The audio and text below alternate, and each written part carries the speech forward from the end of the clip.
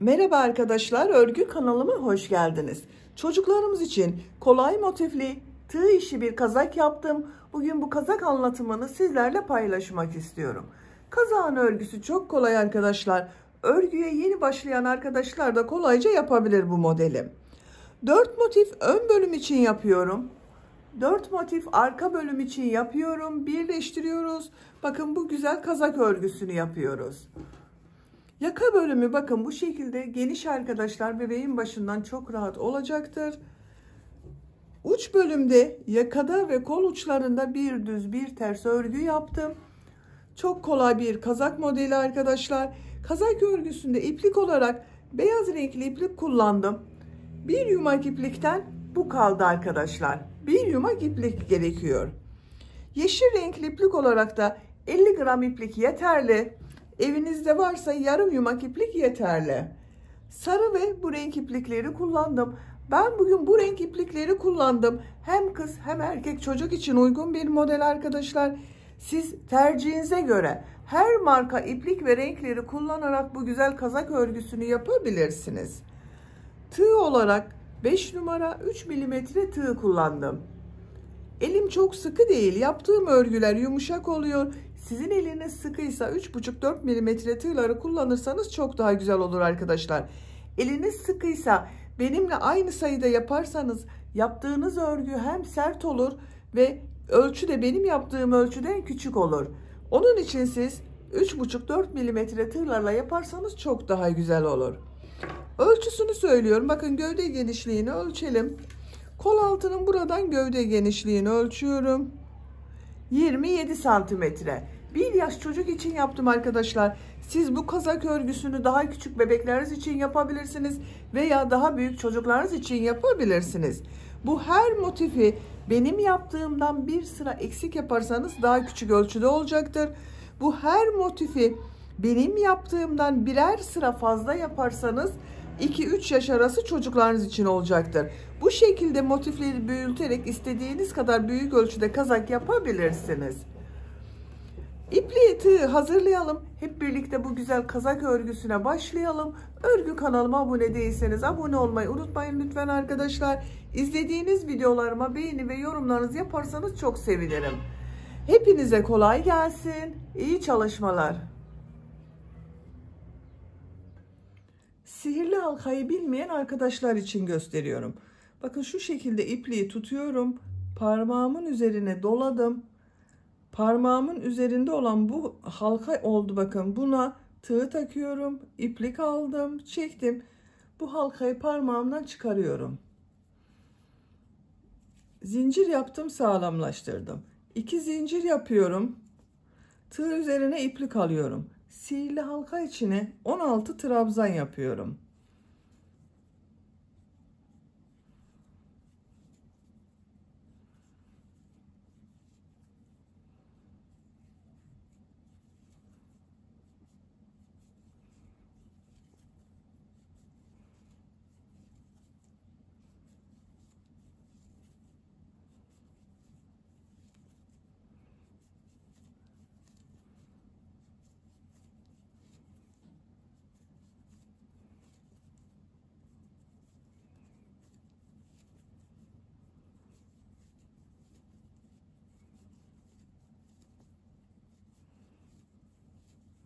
...16 trabzan yaptım.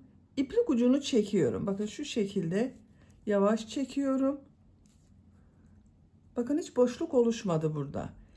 İlk ilmek ile ilmek kaydırma yaparak sırayı birleştiriyorum. İplik ucunu şu şekilde tutuyorum. İpliği kesiyorum arkadaşlar. Bakın. Orta bölümünü yaptık.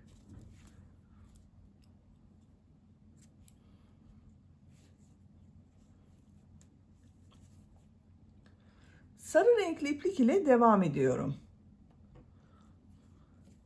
Herhangi bir ilmekten başlayabilirsiniz. Bakın şu ilmekten başlıyorum. İlmek yapıyorum.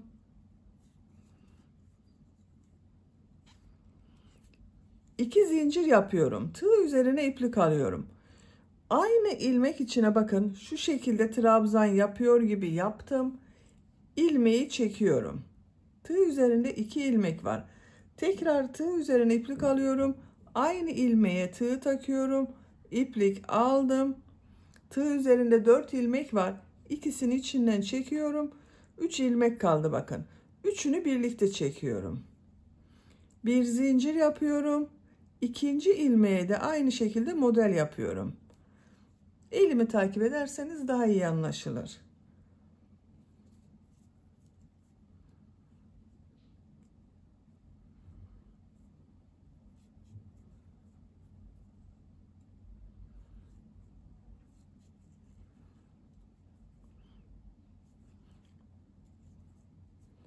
Bir zincir yapıyorum arada.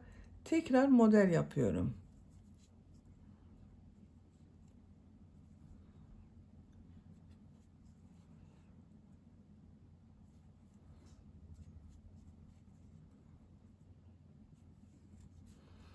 Bir zincir yapıyorum. Model yapıyorum yine.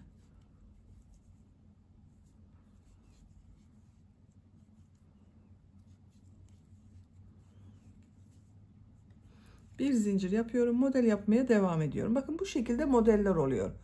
16 model olacak arkadaşlar. Sıra sonuna kadar devam edelim. Sıra sonuna kadar modelleri yaptım. Bir zincir yapıyorum. İlk yaptığım model ile ilmek kaydırma yaparak birleştiriyorum. İpliği kesiyorum.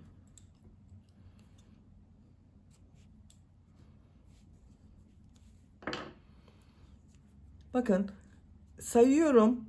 2, 4, 6, 8, 10, 12, 14, 16 model oldu. Şimdi yeşil renkli iplik ile 3. sıraya devam ediyorum.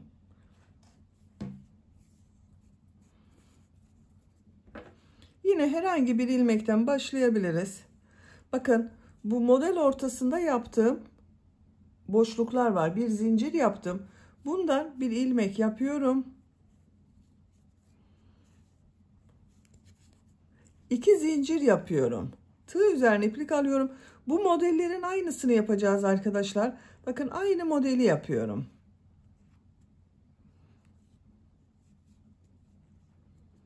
Bu ilk başta yaptığım 2 zincirde bir trabzan oluyor. 3 trabzanlı modelleri yapıyoruz. Birlikte yapıyorum bakın. 2 zincir yapıyorum. Bu sırada arada 2 zincir yapıyoruz. 2 model ortasına yine model yapıyorum.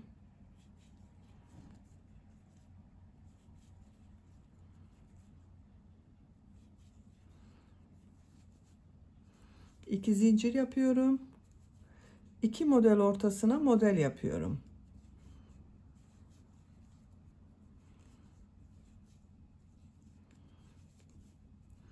İki zincir yapıyorum. 2 model ortasına model yapıyorum. İplik ucunu da içinde tutuyorum bakın, kaybediyoruz.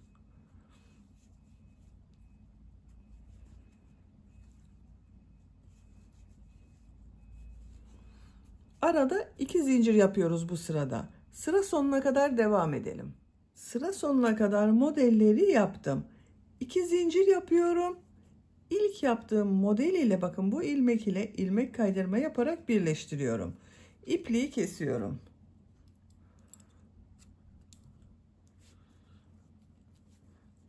Üçüncü sırayı bitirdik. Bakın ilk sırada trabzan yaptım. İkinci ve üçüncü sırada modeller yaptım. İkinci sırada arada bir zincir yaptım. Üçüncü sırada arada 2 zincir yaptım. Buraya kadar bakın yuvarlak bir motif elde ettik. Dördüncü sıradayız. Dördüncü sıradan itibaren artık bu yuvarlak motifi kare motif, 4 köşesi olan bir motif yapacağız.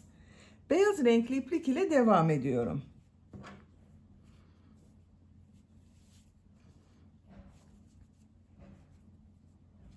Herhangi bir model ortasından şu şekilde bir ilmek yapıyorum. 3 zincir yapıyorum.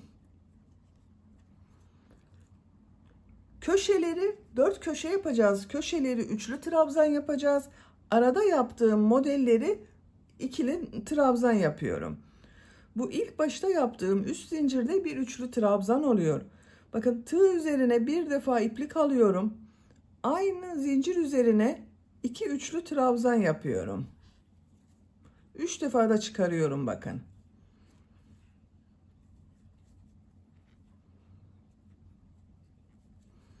2 üçlü trabzan yaptım. 3 zincirle birlikte 3 trabzan oldu. Tığ üzerine iplik alıyorum. Bu iki model ortasına 3 trabzan yapıyorum. 2 defa da çıkardığım trabzan yapıyorum. 1 2 3. Sadece bu köşelerde üçlü trabzan yapıyoruz. Diğerleri modelleri ikili trabzan yapıyorum. Tığ üzerine iplik alıyorum. Model ortasına 3 ikili trabzan yapıyorum.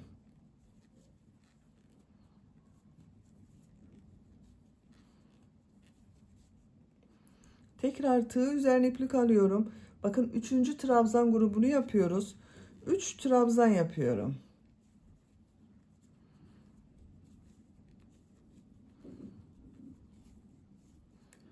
Köşeden sonra bakın 1 2 3 yere trabzan yaptım. Üçlü trabzanlar yaptım. Üçlü gruplar halinde bakın. Tekrar tığ üzerine bakın bir defa iplik alıyorum. Bu model arasına üçlü trabzan yapıyorum. 3 üçlü trabzan yapıyorum. 2 zincir yapıyorum. 3 üçlü trabzan yapıyorum.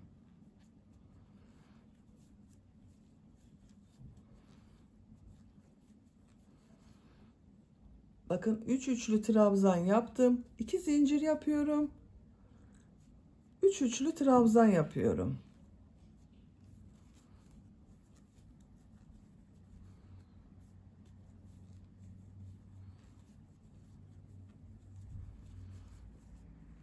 Bir, iki, üç. 2 zincir yaptım. 1, 2, 3. Üçlü trabzan yaptım. Bakın diğer köşeyi de yaptık. Bu ilk başta yaptığımız bir köşenin yarısı arkadaşlar. Sıra sonunda bunu tamamlayacağız. 3 üçlü trabzan, 2 zincir, 3 üçlü trabzan görüntüsü olacak. Tığ üzerine iplik alıyorum. Bu model ortasına 3 trabzan yapıyorum.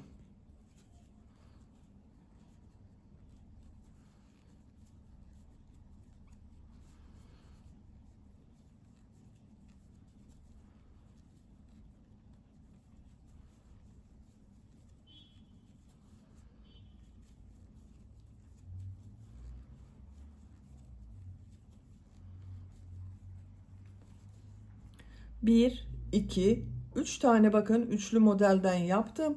Tığ üzerine iplik alıyorum. Üçüncü köşeyi yapıyoruz.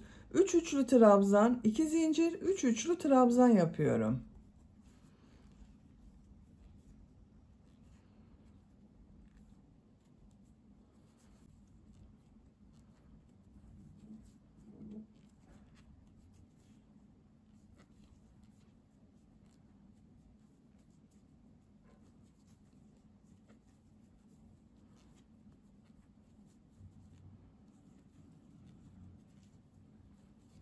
Bakın buraya da 3 üçlü trabzan, 2 zincir, 3 üçlü trabzan yaptım. Üçlü trabzan yapıyorum grup halinde, bakın normal trabzan yapıyorum bunları.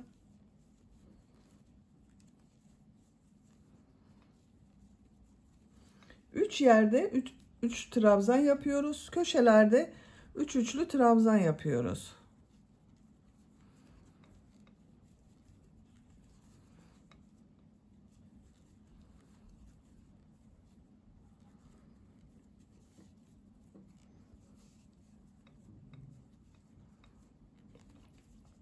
Bir, iki, üç grup yaptım. Tığ üzerine iplik alıyorum. Dördüncü köşeyi yapıyoruz arkadaşlar. 3 üçlü trabzan, 2 zincir, 3 üçlü trabzan yapıyorum.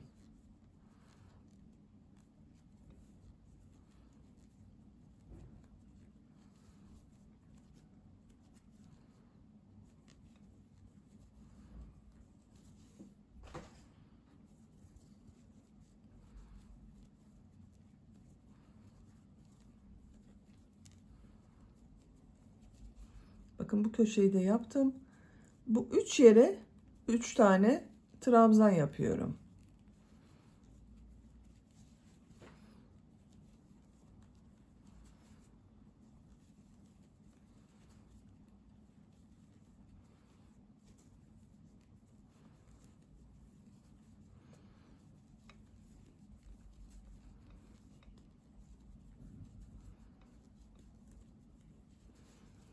Bakın bu model başladığımız köşeye geldik. İlk başta üçlü trabzan yaptım. 3 tane tığ üzerine iplik alıyorum. Buraya 3 üçlü trabzan yapıyorum.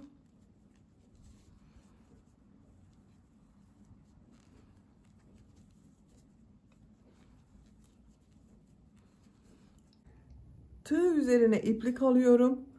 Sıra başında yaptığım 3 zincirin bakın 3. zincire tığ takıyorum. İplik aldım. Hepsini içinden bir defa da çekiyorum. Son köşeyi yaptık. Beyaz renkli ipliği kesiyorum.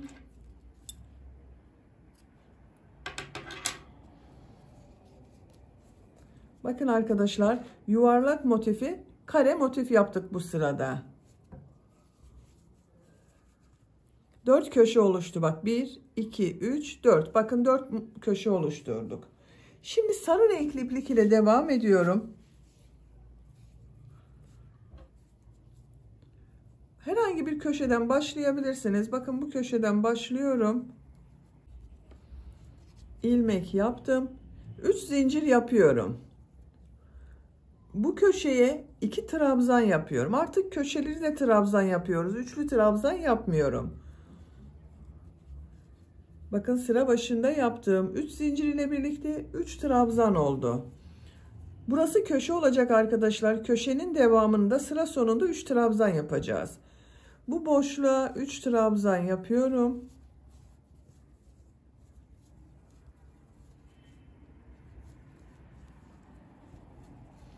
Boşluklara 3 trabzan yapıyoruz.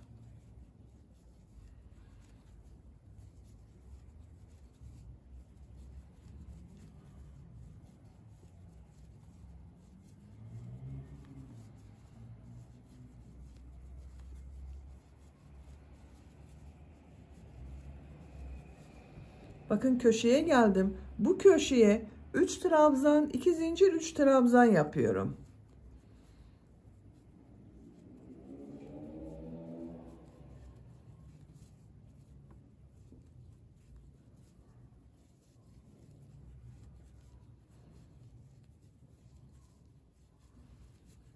Üç trabzan, 2 zincir, 3 trabzan yaptım. Bakın köşeden sonra 1, 2, 3, 4 yerde 3 trabzan yaptık. Boşluklara yine 3 trabzan yapıyoruz. Bu şekilde devam edecek arkadaşlar. Köşelere 3 trabzan, 2 zincir, 3 trabzan yapalım. Diğer boşluklara 3 trabzan yaparak sıra sonuna kadar devam edelim. Sıra sonuna kadar tamamladım. Köşelerde 3 trabzan, 2 zincir, 3 trabzan yaptım. Son köşedeyim arkadaşlar. Bakın sıra başında 3 trabzan yaptık. Buraya 3 trabzan yapıyorum.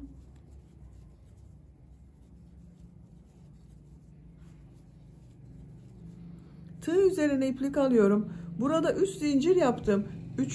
zincire tığ takıyorum. İlmek aldım. Hepsini içinden çekiyorum. İpliği kesiyorum.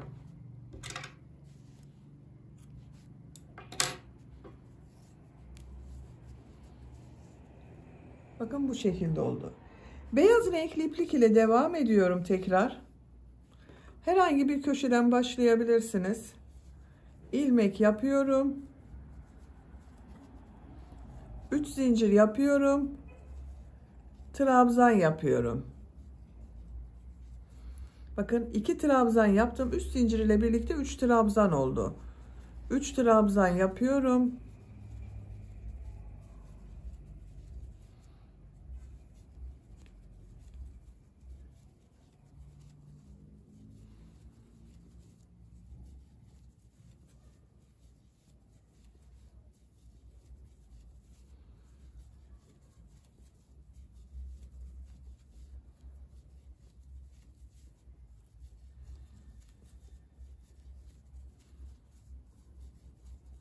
Bakın köşeye kadar tamamladım.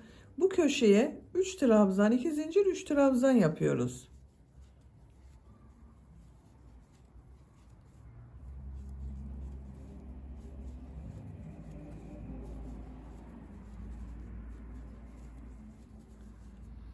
Üç trabzan yapıyorum.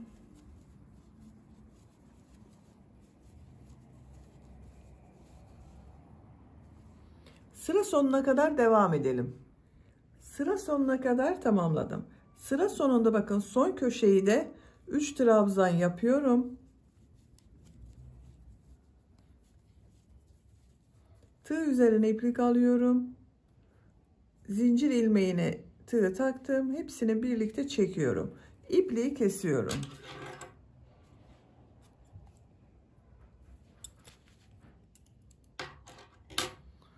Bakın motif örgüsünün birini bitirdim. Bu şekilde oldu arkadaşlar. Bakın çok güzel oldu. Aynı motiften bir tane daha hazırlayalım. Ben hazırladım. Bakın diğer motif örgüsünde hazırladım. 1, 2, 3 kenarını yaptım. Son kenarı yapmadım. Son kenarı bu motif ile birleştireceğiz. En son bakın buraya köşeye 3 trabzan yaptım. Bir zincir yapıyorum. Diğer motifin köşe zinciri var. Bakın burada iplik alıyorum. İlmek kaydırma yapıyorum. Bir zincir yapıyorum. Buraya 3 trabzan yapıyorum.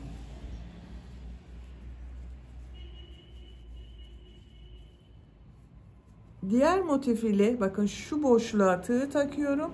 İlmek kaydırma yapıyorum. Tığ üzerine iplik alıyorum. 3 trabzan yapıyorum.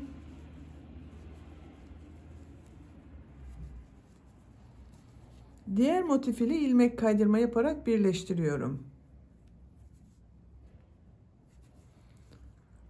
3 trabzan yapıyorum.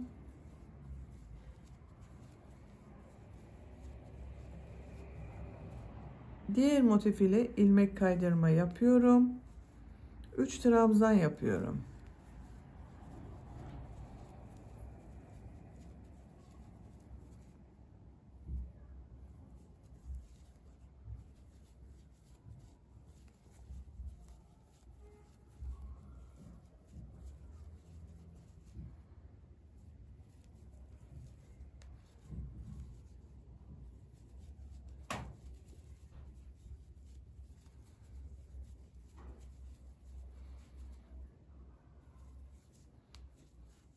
Bakın köşeye geldim. Bu köşeye 3 trabzan yapıyorum.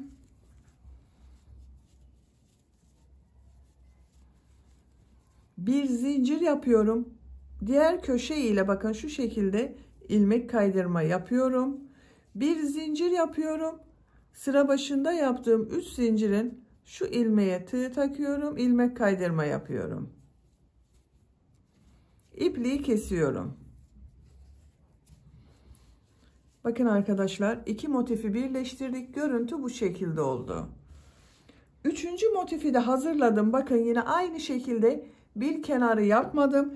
Bu kenarı da burası ile birleştireceğiz. Bakın köşeye 3 trabzan yaptım. Bir zincir yapıyorum. Şu şekilde tutuyorum. Bakın şu köşeye tığ takıyorum. İlmek aldım, çıkardım. Bir zincir yapıyorum. Köşeye 3 trabzan yapıyorum.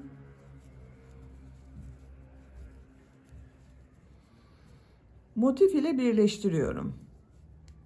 Bakın şöyle düzgün gelmesine dikkat edelim arkadaşlar. Şu şekilde birleştiriyoruz. 3 trabzan yapıyorum.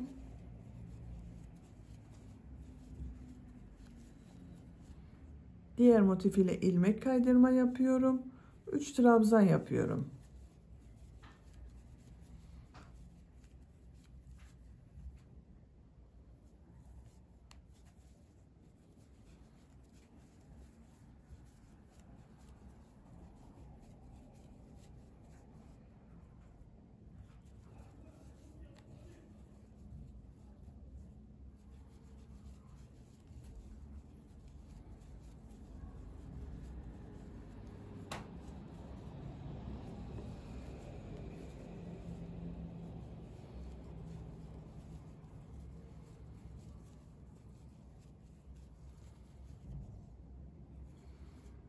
Bakın köşeye geldim yine. Buraya 3 trabzan yapıyorum.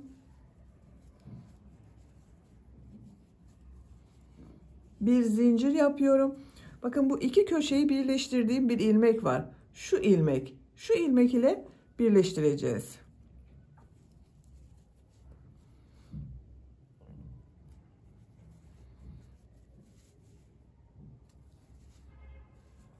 Bir zincir yapıyorum.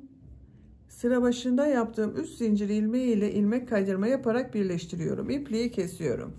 Bakın 3 köşeyi burada birleştirdik. Dördüncü motifi de hazırladım. Bakın bu şekilde dördüncü motifin iki kenarını boş bıraktım. Bakın bunu da şu şekilde birleştireceğiz arkadaşlar. Bir kenarı burası ile birleşiyor. Bir kenarı bu motif ile birleşiyor. Köşeye yine 3 trabzan yaptım. Bir zincir yapıyorum. Bakın şu şekilde yerleştiriyorum. Bu köşe ile birleştiriyorum.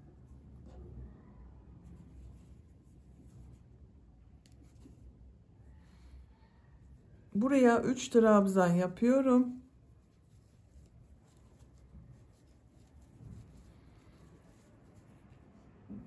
Motif ile ilmek kaydırma yapıyorum. 3 trabzan yapıyorum.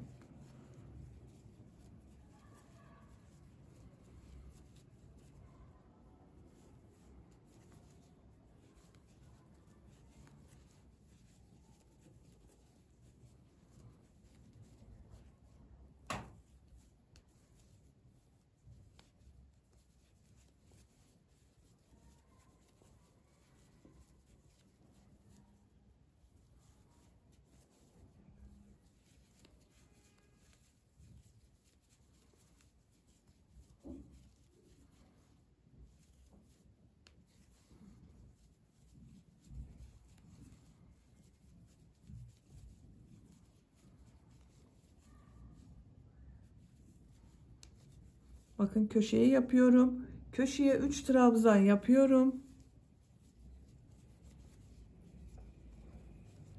Bir zincir yapıyorum.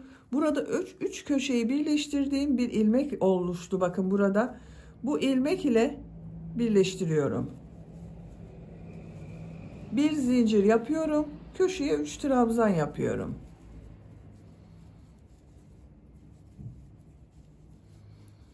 Bakın diğer motif ile bakın şu şekilde yerleştirerek bakarsanız daha iyi anlaşılır. Burası ile birleştireceğiz. Şuraya tığ takıyorum. İlmek kaydırma yapıyorum. 3 trabzan yapıyorum.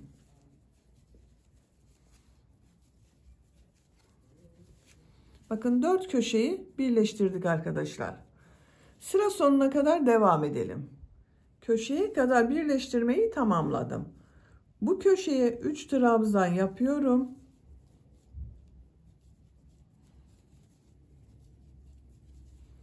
Bir zincir yapıyorum. Diğer köşe ile birleştiriyorum. İlmek kaydırma yapıyorum. Bir zincir yapıyorum. Sıra başında yaptığım 3 zincir ilmeği ile ilmek kaydırma yapıyorum. İpliği kesiyorum.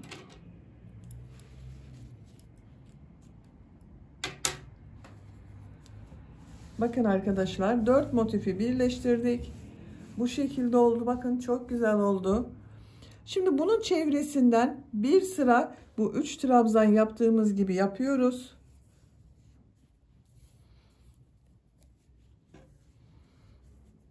Beyaz renkli iplik ile devam ediyorum. Bakın bu köşeden başlıyorum.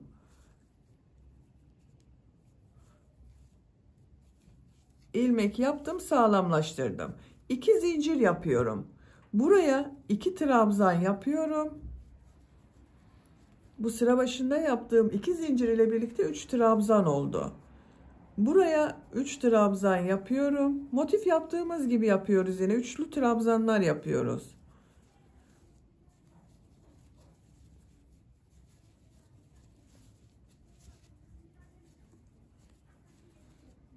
Bütün boşluklara 3 trabzan yapıyorum.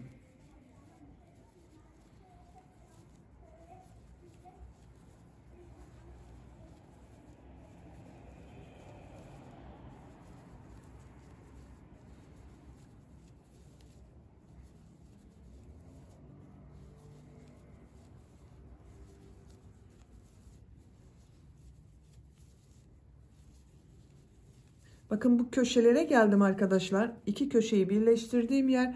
Buraya 3 trabzan yapıyorum. Buraya 3 trabzan yapıyorum. Bakın köşelere 3 trabzan yaptım. Diğerlerine devam ediyorum. Köşeye kadar devam edelim. Köşeye kadar tamamladım. Buraya 3 trabzan, 2 zincir, 3 trabzan yapıyorum.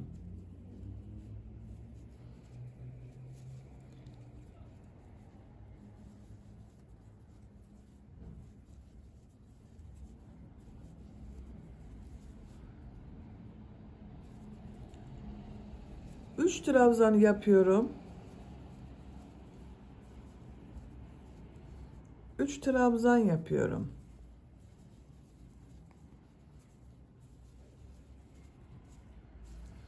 Köşelerde 3 trabzan, 2 zincir, 3 trabzan yapalım. Diğer boşluklara 3 trabzan yaparak sıra sonuna kadar devam edelim. Sıra sonuna kadar tamamladım. Buraya 3 trabzan yapıyorum.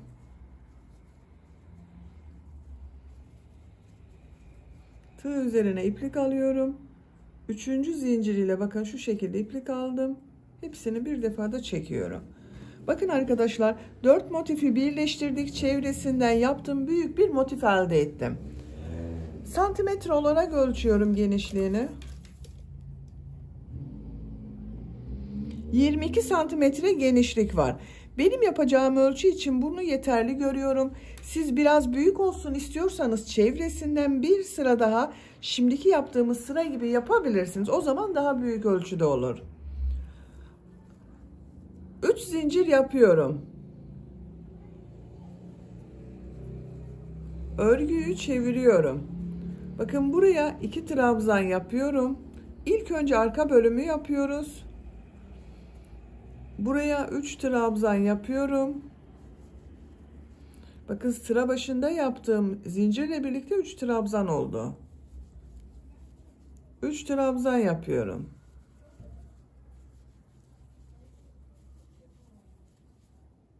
Sıra sonuna kadar devam edelim. Sıra sonuna kadar tamamladım. Buraya 3 trabzan yapıyorum.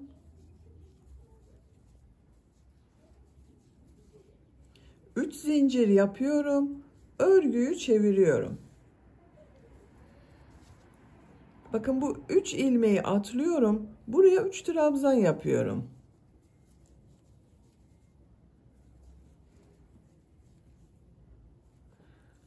Üç trabzan yapıyorum.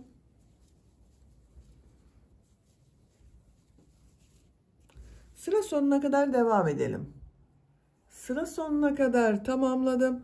Sıra sonunda trabzan yapacağız. Bakın bir alt sırada 3 zincir yaparak dönüş yaptım. 3. zincire tığ takıyorum. Trabzan yapıyorum. Bakın sıra başında 3 zincir yaparak bir boşluk oluşturdum. Sıra sonunda da boşluk oluştu arkadaşlar. 3 zincir yapıyorum. Örgüyü çeviriyorum. Buraya 2 trabzan yapıyorum.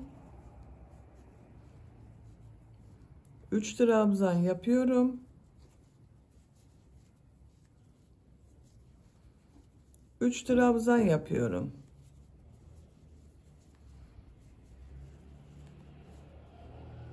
Sıra sonuna kadar devam edelim. 3 zincir yapıp geriye dönelim. Bu şekilde birkaç sıra devam edelim arkadaşlar. Arka bölüm örgüsünü bakın ben yaptım. Bu birleştirme yaptığım sıradan sonra 2, 4, 6 sıra yaptım. Sarı renkli yaptığım sıradan sonra sayıyorum. 2, 4, 6, 8 sıra oldu arkadaşlar. Bitirmedim. Bir sıra daha devam edeceğiz. İlk önce ön bölümü yapalım. Bakın ön bölüm örgüsünü ben hazırladım.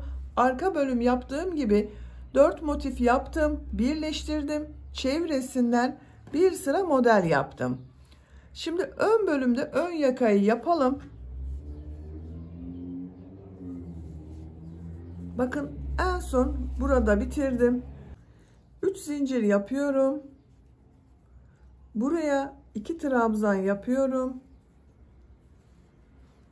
Bu 3 zincir ile birlikte 3 trabzan oldu. 3 trabzan yapıyorum.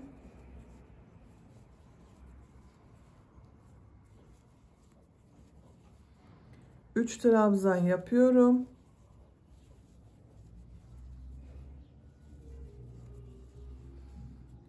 Üç trabzan yapıyorum.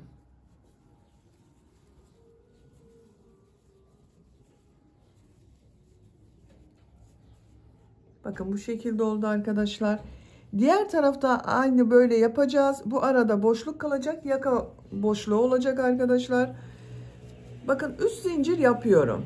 Örgüyü çeviriyorum. Bu 3 ilmeği atlıyorum. Buraya 3 trabzan yapıyorum.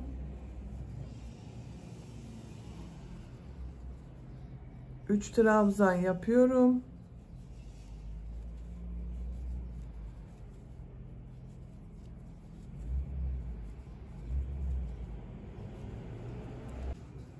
Bakın sıra sonunda tığ üzerine iplik alıyorum. Burada yaptığım 3 zincirin 3. zincire tığ takıyorum, trabzan yapıyorum.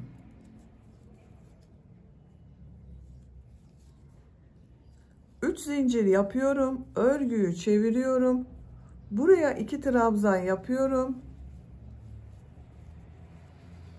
3 trabzan yapıyorum.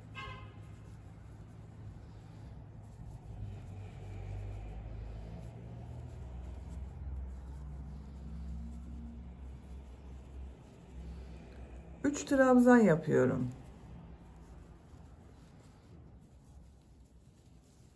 3 zincir yapıyorum, örgüyü çeviriyorum. Bakın bu 3 ilmeği atlıyorum, buraya 3 trabzan yapıyorum.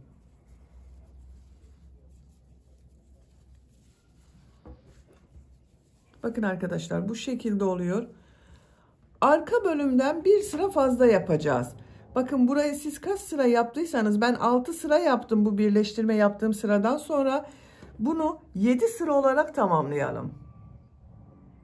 Yaka örgüsünü 7 sıra tamamladım. 1, 2, 3, 4, 5, 6, 7. Bakın sarı renkli iplikten sonra 1, 2, 3, 4, 5, 6, 7, 8, 9. Bunda bakın 8 sıra yaptım arka bölümde. Burayı 9 sıra yaptım arkadaşlar. Arka bölümden bir sıra fazla yaptım. İpliği kesiyorum.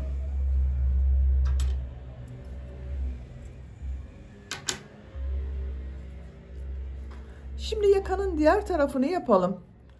Bakın bunu nereden başladığıma bakıyorum. 1, 2, 3 yerde 3 trabzan yaptım. Sonunda da 3 trabzan yaptım. Sayıyorum bakın 1, 2, 3, 4. Şuradan ipliği bağlıyorum.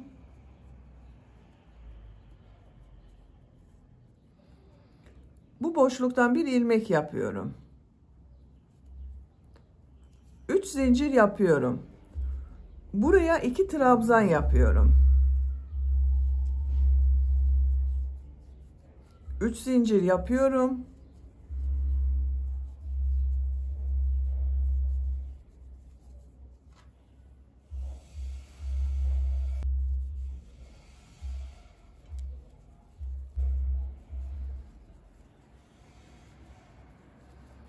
Bakın diğer yaka örgüsünün aynı oldu arkadaşlar. 1, 2, 3, 4 yerde 3 trabzan yaptım. 1, 2, 3, 4.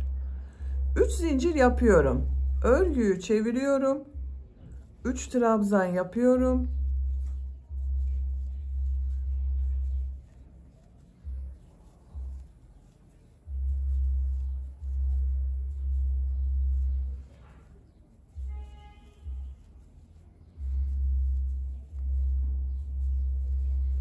Bakın sıra sonunda tığ üzerine iplik arıyorum. Burada yaptığım 3 zincirin 3. zincir üzerine bir trabzan yapıyorum. 3 zincir yapıyorum. Örgüyü çeviriyorum. 2 trabzan yapıyorum. Bu yakayı kaç sıra yaptıysanız bunu da aynı şekilde tamamlayalım. Ben 7 sıra yaptım. Bu yaka örgüsünde tamamlayalım. Diğer tarafı da tamamladım. İpliği kesiyorum.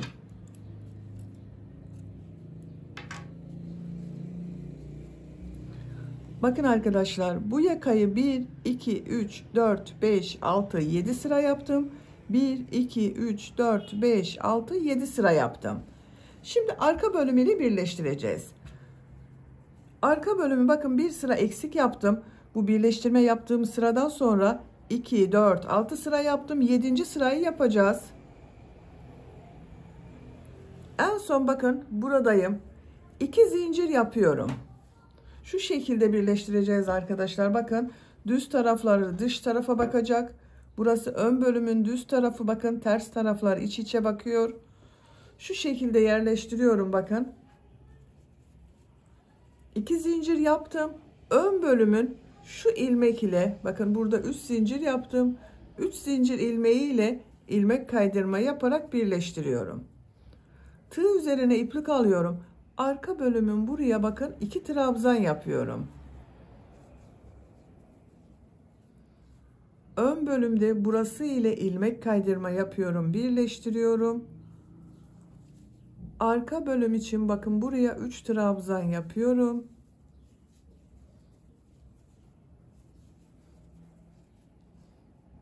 İlmek kaydırma yapıyorum. 3 trabzan yapıyorum.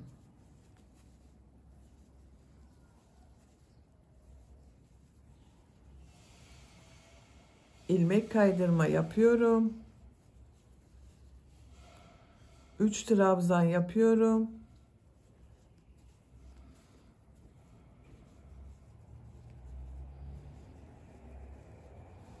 Bakın en son bu ilmek ile ilmek kaydırma yapıyorum.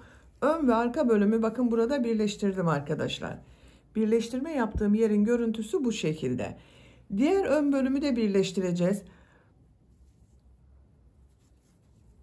Tığ üzerine iplik alıyorum. Bakın zincir yapmıyorum. Buraya 3 trabzan yapıyorum. 3 trabzan yapıyorum.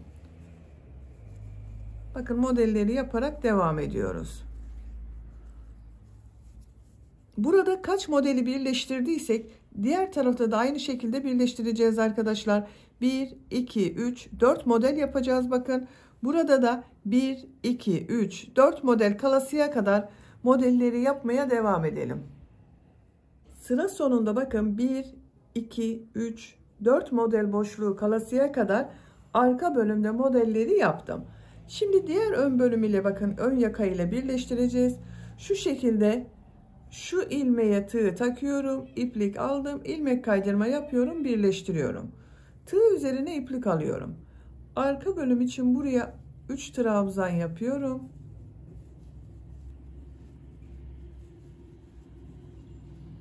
Ön bölümün bakın bu boşluk ile ilmek kaydırma yapıyorum.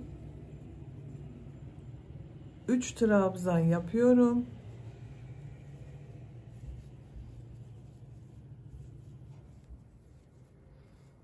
İlmek kaydırma yapıyorum.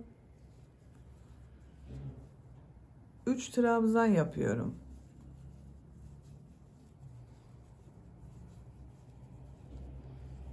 İlmek kaydırma yapıyorum. 3 trabzan yapıyorum.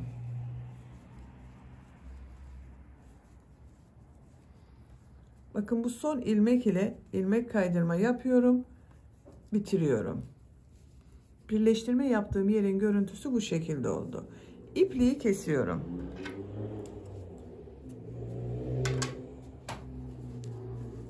Bakın arkadaşlar, yaka bölümü bu şekilde oldu. Şimdi yaka çevresinde bir sıra sık iğne yapalım.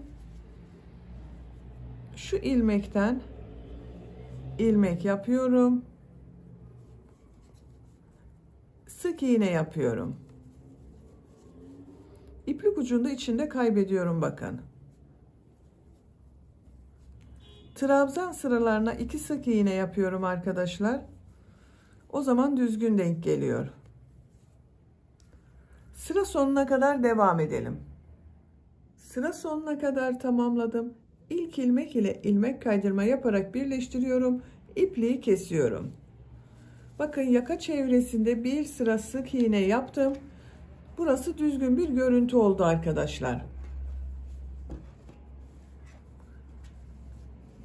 Örgünün arka bölümünden başlıyorum.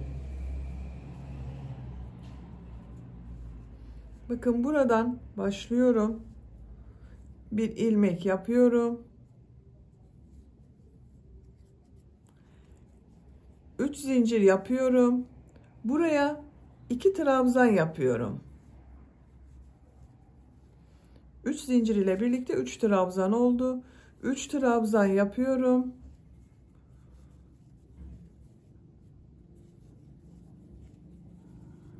3 trabzan yapıyorum.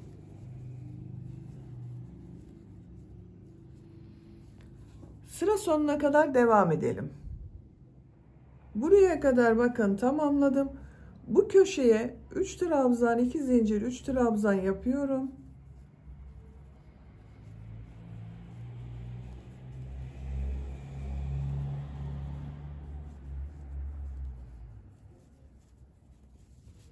Üç trabzan, 2 zincir, 3 trabzan yaptım.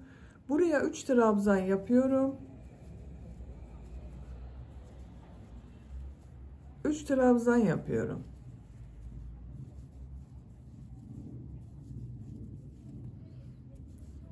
Köşelerde 3 trabzan, 2 zincir, 3 trabzan yapıyoruz. Diğer boşluklarda 3 trabzan yapıyoruz. Bu başladığımız yere kadar devam edelim. Sıra sonuna kadar tamamladım. Bakın sıra sonunda yine 3 trabzan yaptım. Tığ üzerine iplik alıyorum. Şu şekilde ilmek kaydırma yapıyorum, birleştiriyorum. İpliği kesmiyorum arkadaşlar.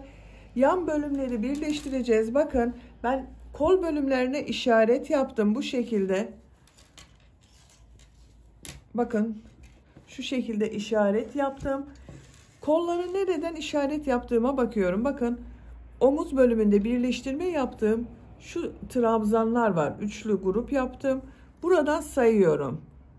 1, 2, 3, 4, 5, 6, 7, 8, 9, 10, 11, 12, 13, 14, 15, 16, 17.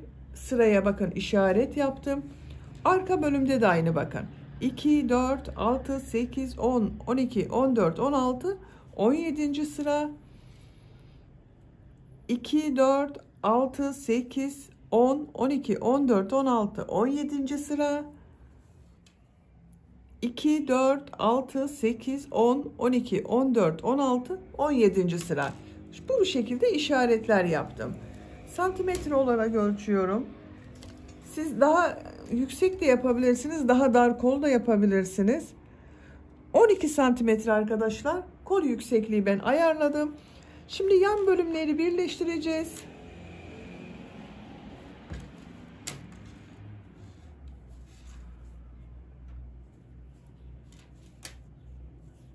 Bakın buraya 3 zincir yapıyorum. 2 trabzan yapıyorum. Bu işaret yaptığım sıraya kadar üçlü trabzanları yapıyoruz yine bakın. 3 trabzan yapıyorum.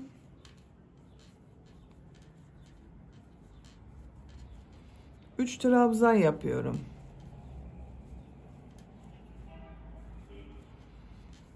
İşaret yaptığım sıraya kadar devam edelim. İşaret yaptığım yere kadar bakın tamamladım. Bu işaret yaptığım sıraya 3 trabzan yapıyorum.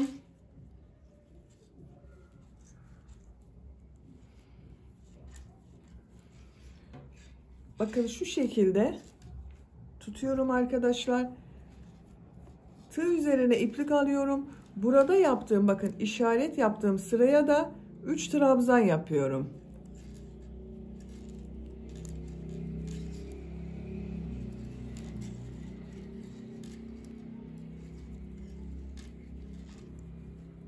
Bakın birleştirdik arkadaşlar bu ilk sırayı.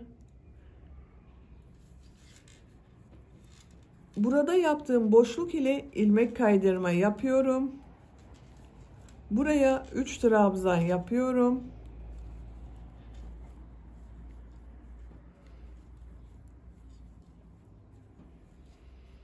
İlmek kaydırma yapıyorum.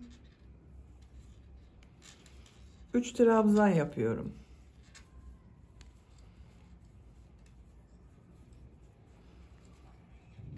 İlmek kaydırma yapıyorum. Bakın birleştirme yaptığım yerin görüntüsü bu şekilde. 3 trabzan yapıyorum.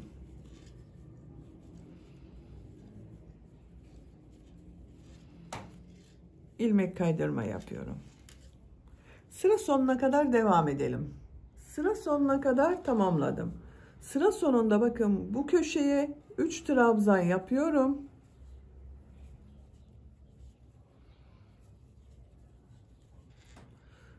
Burada yaptığım 3 zincirin bakın 3. zincire ilmek kaydırma yapıyorum. Bakın birleştirdim.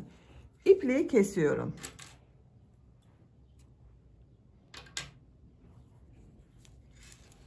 Bakın arkadaşlar, yan tarafı birleştirdim. Görüntüsü bu şekilde oldu. Şimdi diğer tarafı da birleştirelim. Yine aynı şekilde yapıyoruz. Bakın şu şekilde şu köşeden başlıyorum. Buradan ilmek yapıyorum. 3 zincir yapıyorum. 2 trabzan yapıyorum. 3 trabzan yapıyorum. 3 trabzan yapıyorum. Bu işaret yaptığım yere kadar devam edelim.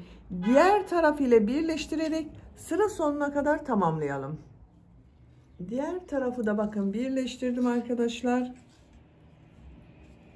Kazak örgüsünü bakın gövde bölümünü tamamladım. Birleştirme yaptığım yerlerin görüntüsü bu şekilde oldu.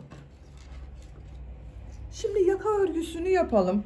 Yeşil renkli iplik ile yapıyorum. Siz tercihinize göre kullandığınız renk iplikleri kullanabilirsiniz. Beyaz yapabilirsiniz. Diğer renkli iplikler ile yapabilirsiniz. Ben yeşil renkli iplik ile yapmayı tercih ediyorum. Bakın şu ilmekten bir ilmek yapıyorum. 2 zincir yapıyorum. Trabzan sırası yapıyoruz.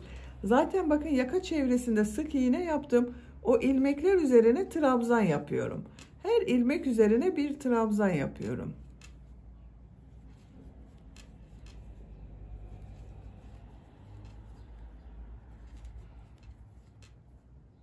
Sıra sonuna kadar devam edelim. Sıra sonuna kadar tamamladım. İlk ilmek ile ilmek kaydırma yaparak birleştiriyorum. Bakın yaka çevresinde bir sıra trabzan sırası yaptım. Yaka görüntüsü bu şekilde oldu. İkinci sıradayım. Bu sırada bu yaptığım trabzanları bir düz bir ters boşluktan alıp trabzan yapıyorum. 2 zincir yapıyorum. İlk trabzan bakın tığ şu şekilde trabzan boşluğuna takıyorum. Üzerine yapmıyorum, bakın şu şekilde boşluğa takıyorum. Trabzan yapıyorum. Ters taraftan boşluktan alıyorum. Trabzan yapıyorum. Düz taraftan boşluktan alıyorum. Trabzan yapıyorum.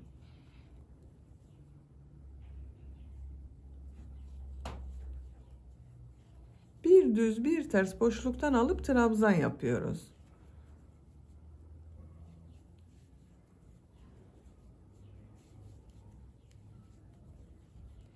Bakın görüntüsü bu şekilde oluyor. Sıra sonuna kadar devam edelim. Sıra sonuna kadar tamamladım. Son trabzan düz taraftan boşluktan aldım, trabzan yaptım. İlmek kaydırma yaparak sırayı birleştiriyorum. Bakın sıra başında düz taraftan boşluktan aldım, trabzan yaptım. Sıra sonunda da düz taraftan boşluktan aldım, trabzan yaptım. Sıra başında yaptığım 2 zincir ters tarafta görünen trabzan oldu. Yakanın görüntüsü bu şekilde oldu arkadaşlar. 3. sıradayım. Bu sırada bu trabzanları nasıl görüyorsam o şekilde boşluktan alıp trabzan yapıyorum. 2 zincir yapıyorum. İlk trabzan düz tarafta görüyorum. Boşluktan alıp trabzan yapıyorum. Ters tarafta görüyorum. Ters taraftan boşluktan alıp trabzan yapıyorum. Düz taraftan boşluktan alıp trabzan yapıyorum.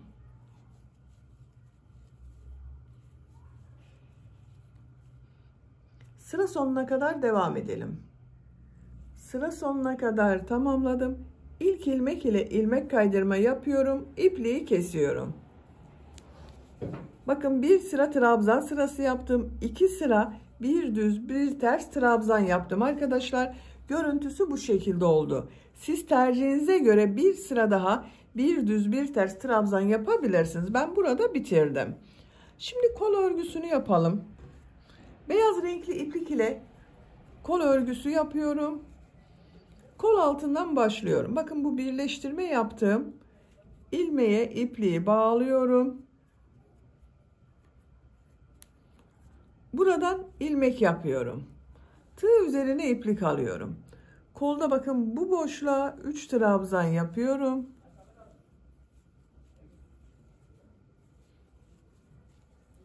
3 trabzan yapıyorum.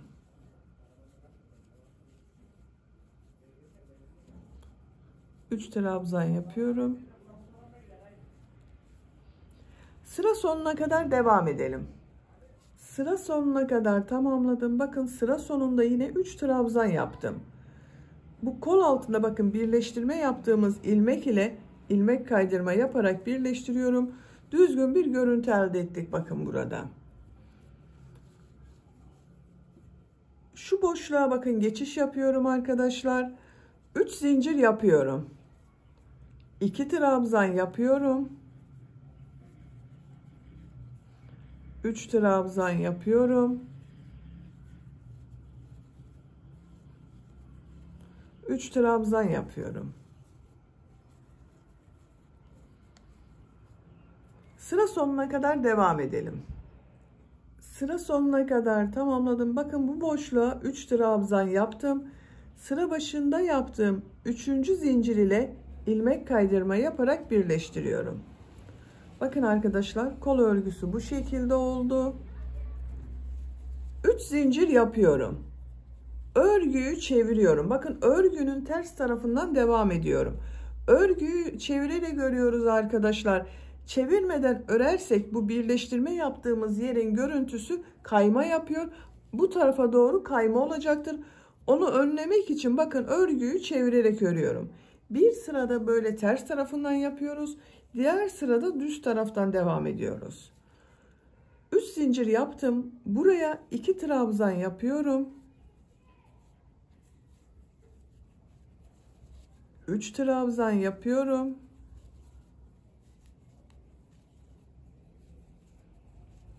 3 trabzan yapıyorum.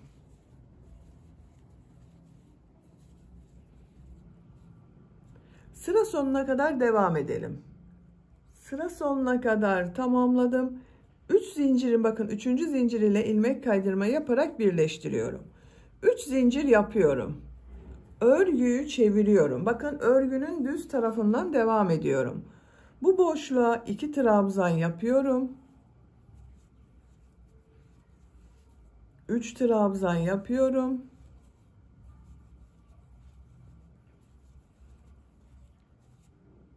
Sıra sonuna kadar devam edelim. Sıra sonuna kadar tamamladım. 3. zincir ile bakın ilmek kaydırma yaparak sırayı birleştiriyorum. Birleştirme yaptığım yerin görüntüsü bu şekilde. 3 zincir yapıyorum. Örgüyü çeviriyorum. Bu bakın boşluğa 2 trabzan yapıyorum. Buraya 3 trabzan yapıyorum. 3 trabzan yapıyorum.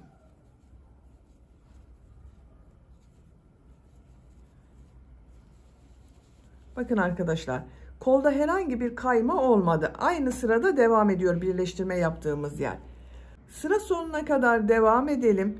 İlmek kaydırma yapalım, birleştirelim, örgüyü çevirelim. Bu şekilde kol örgüsüne devam edelim. Sıra sonunda örgüyü çevirmeyi unutmayalım. Çevirmezseniz bakın bu birleştirme yaptığımız yerin görüntüsü kayma yapacaktır. Buraya kadar gelir arkadaşlar.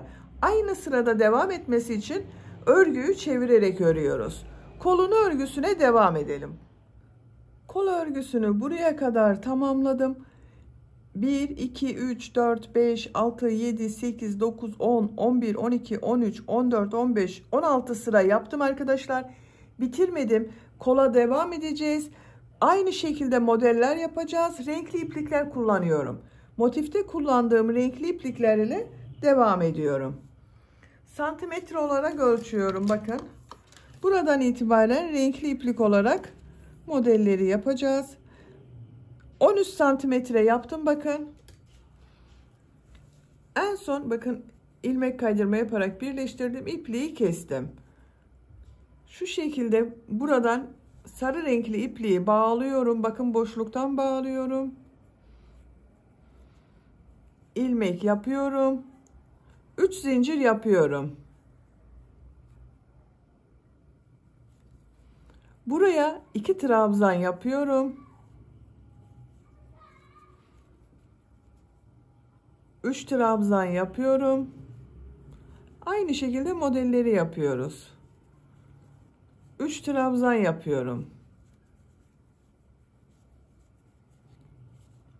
Sıra sonuna kadar devam edelim. İlmek kaydırma yapalım, birleştirelim. Diğer renkli ipliklerle model yapalım. Siz tercihinize göre renkli iplik kullanmadan aynı iplik ile kol örgüsüne devam edebilirsiniz. Kolun örgüsünü bitirelim. Kol örgüsünü yapacağım ölçüye göre tamamladım. Bakın beyaz renkli iplik ile yaptım. Kol ucunda 1, 2, 3, 4 sırayı motif yaptığım renkleri kullanarak yaptım arkadaşlar. Diğer kol örgüsünde ben tamamladım. Bakın bu şekilde oldu.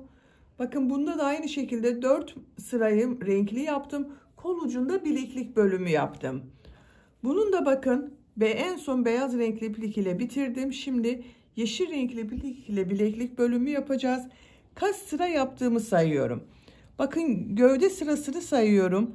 1, 2, 3, 4, 5, 6, 7, 8, 9, 10, 11, 12, 13, 14, 15, 16, 17, 18, 19, 20, 21, 22, 23 sıra arkadaşlar. Boşlukları da sayıyorum. Bakın onlar da sıra. 23 sıra gövde bölümü var. Kol bölümünü sayıyorum. Bakın 2, 4, 6, 8, 10, 12, 14, 16, 18, 20, 21 sıra yaptım. Gövde bölümünden 2 sıra eksik yaptım. Bakın şu şekilde. Siz isterseniz gövde ile aynı sıra yapabilirsiniz. Ben burada bitirdim. Şimdi kol ucunda bileklik bölümü yapacağız. Yeşil renkli iplik ile yapıyorum.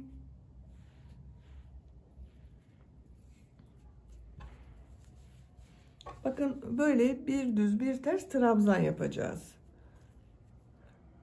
Şu ilmekten ilmek yapıyorum. Trabzan sırası yapıyoruz. 2 zincir yapıyorum. Her ilmek üzerine bir trabzan yapıyorum.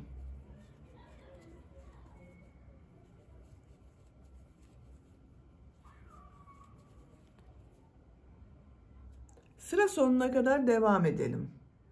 Sıra sonuna kadar tamamladım. İlk ilmek ile ilmek kaydırma yaparak birleştiriyorum. Bir sıra trabzan sırası yaptım bakın. İkinci sıradayım. Bu sırada yaptığım bu trabzanları bir düz bir ters boşluktan alıp trabzan yapıyoruz. Arada 2 trabzanı birlikte yaparak kesmeler yapacağız arkadaşlar. 2 zincir yapıyorum. İlk trabzan düz taraftan boşluktan alıp trabzan yapıyorum. Bakın örgünün ters tarafından bu 2 trabzanı birlikte alıyorum. Kesme yapıyorum. Tek trabzan yapıyorum. Düz taraftan boşluktan alıp trabzan yapıyorum. Ters taraftan boşluktan alıp trabzan yapıyorum. Düz taraftan boşluktan alıp trabzan yapıyorum. Bakın kesme yaptığım trabzandan sonra 1, 2, 3 trabzan yaptım.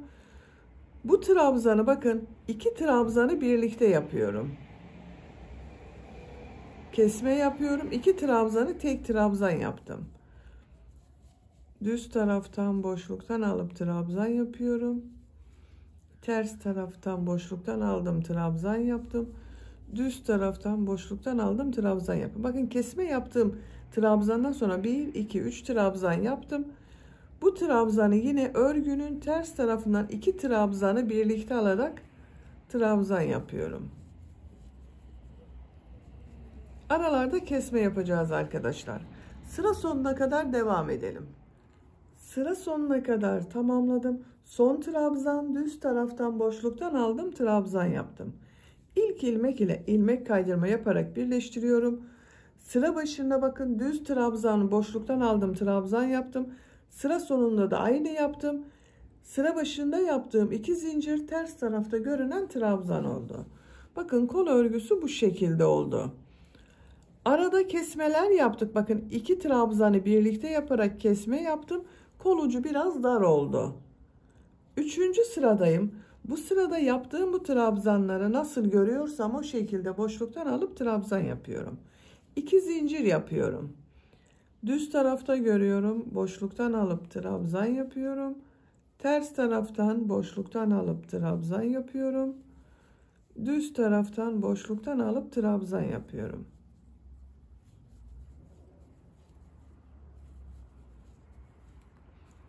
Sıra sonuna kadar devam edelim. Sıra sonuna kadar tamamladım. İlk ilmek ile ilmek kaydırma yapıyorum, birleştiriyorum, ipliği kesiyorum. Bakın arkadaşlar, 1 2 3 sıra bileklik bölümü yaptım. Çok güzel oldu. Diğer kol örgüsüne siz bu kol örgüsü gibi başlayıp bitirebilirsiniz. Şimdi bu uç bölümde de burada yaptığım gibi bir düz bir ters trabzan yapacağız. İlk önce trabzan sırası yapıyorum. Bu ilmekten bakın, bir ilmek yapıyorum. 2 zincir yapıyorum. İlmekler üzerine trabzan yapıyorum arkadaşlar. Bakın, her ilmek üzerine bir trabzan yapıyorum.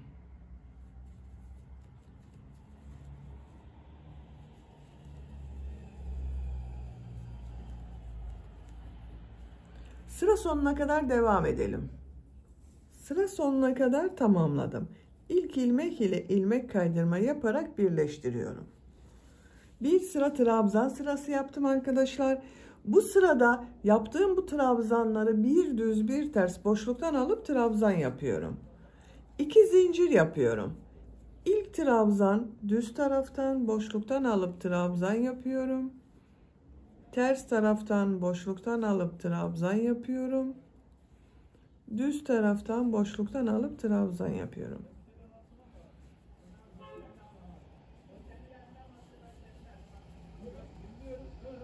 Sıra sonuna kadar devam edelim. Sıra sonuna kadar tamamladım. Son trabzan düz taraftan boşluktan aldım, trabzan yaptım. İlk ilmek ile ilmek kaydırma yaparak birleştiriyorum. Bakın, düz başladım, düz bitirdim. Sıra başında yaptığım 2 zincir ters tarafta görünen trabzan oldu. Bakın arkadaşlar, görüntüsü bu şekilde oldu. 3. sıradayım.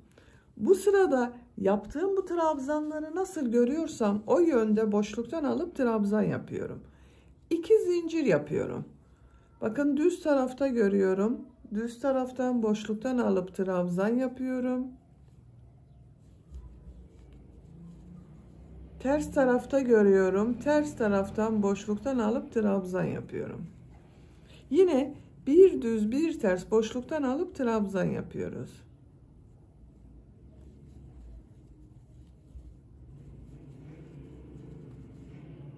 Sıra sonuna kadar devam edelim. Sıra sonuna kadar tamamladım. İlk ilmek ile ilmek kaydırma yaparak birleştiriyorum. Görüntüsü bu şekilde oldu. Bir sıra daha bir düz bir ters trabzan yapıyorum. 2 zincir yapıyorum. Nasıl görüyorsam o şekilde boşluktan alıp trabzan yapıyoruz. Düz taraftan boşluktan alıp trabzan yapıyorum. Ters taraftan boşluktan alıp trabzan yapıyorum.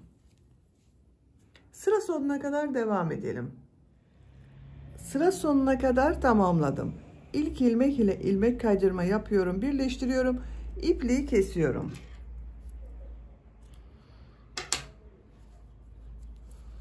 Bakın arkadaşlar, bir sıra trabzan sırası yaptım. 1 2 3 sıra bir düz bir ters örgü yaptım.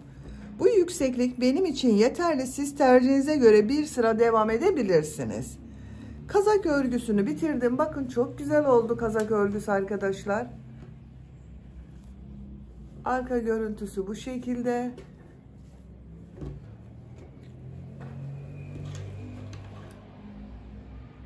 Bitmiş olarak ölçülerini söylüyorum.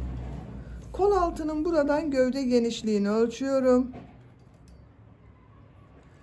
27 santimetre. Kol yüksekliğini ölçüyorum. 18 santimetre. Gövde yüksekliğini ölçüyorum. 19 santimetre gövde yüksekliği var arkadaşlar. Omuzdan tam yüksekliğini ölçüyorum. 31 santimetre. Ben bugün 1 yaş bebek için yaptım. Bakın bu şekilde oldu. Çok güzel oldu. Beni dinlediğiniz ve izlediğiniz için hepinize çok teşekkür ederim. Örgü kanalıma abone değilseniz abone olmayı unutmayın lütfen. Sizlerle yeni örgülerde görüşmek dileğiyle. Hoşça kalın, sevgiyle kalın.